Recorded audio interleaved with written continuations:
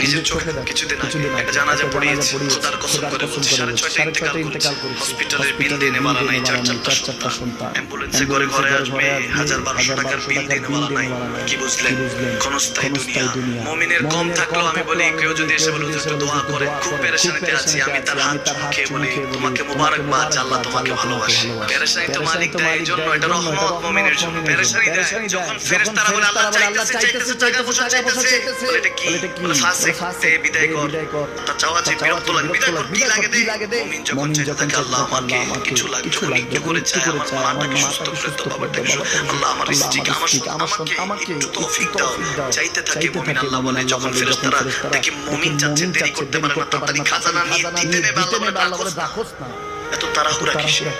তার চাওয়ার মতো প্রেম আছে, একটু চাইতে দেস না। থাকুক না মুমিন আর একটু পেরেশান, থাকুক না, থাকতে দেস না।